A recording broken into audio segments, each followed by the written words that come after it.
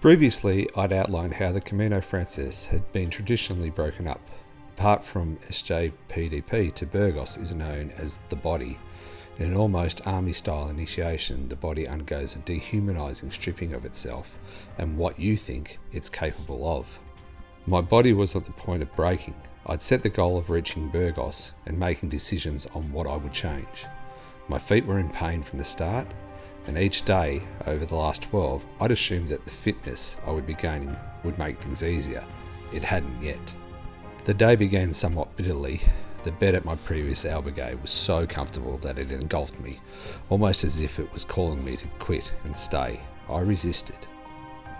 It was a steep ascent to the top of the ridge where a sign stated, "Since the pilgrim dominated the mountains of Navarra in Burgos and saw the vast fields of Spain, has not enjoyed a more beautiful view like this." Truer words were not spoken. Over the peak, the view contained valleys stretching into endless plains.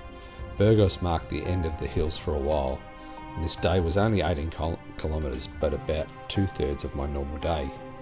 Yet this was one of the hardest. I missed the turnoff that my albergue host had told me to take, a miscommunication. She described 3 white houses. I realised at the end of the day they were 3 large hotel-type buildings. I walked along the industrial side of Burgos, past the airport. To be brutal, it was an ugly walk full of simplistic buildings. At one point I felt tugging on my bag.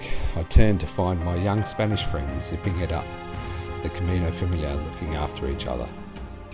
At about the 15-kilometre mark I had slowed so much. I marched on and saw something very rare on the Camino, a McDonald's. It was about 1.5 kilometres to go, but I had to stop. I rang home, my energy was almost gone. I really desired a taxi. An hour and a half it took me to walk 1.5 kilometres. I arrived at my albergue. My familiar grew as I chatted to a Swedish man who lived in the far north of Sweden. Our homes couldn't be further apart. He lived on an island in a lake in the city. I went through my normal routine. I slept, washed clothes, and then threw out unnecessary items, literally lightening the load. I found food in a Ma and Pa bakery which sold chorizo empanadas. They were delicious, and I went back for a second. The first change I needed to make was shoes. Perhaps the blisters and soreness was from them. Perhaps I'd done too much training pre-Camino and they'd worn out. As the Camino does, it provides. There was a shoe store only 500 metres away.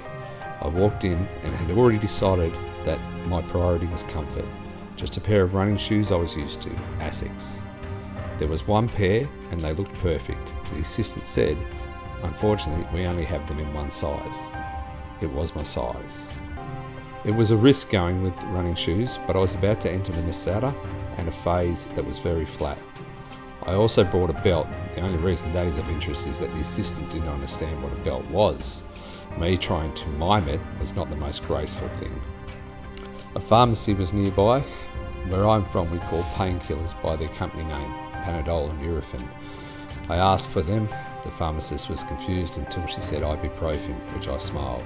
That's the same as Nurofen. I had a bank opposite my albergue and collected enough money to get me through the Meseta. It was time to rest and hope when I woke in the morning, things would be easier. Today I walked 30,276 steps, climbed 8 stories and travelled 19.4 kilometres. The Hostel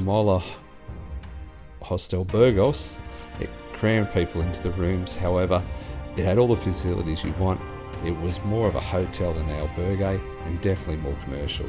Its location was good, near both a bus stop and the cathedral.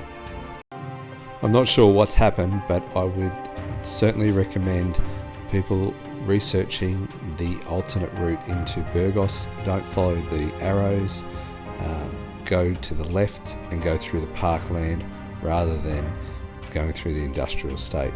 My lady from the albergue had it all down pat. I was just too incompetent to follow her instructions.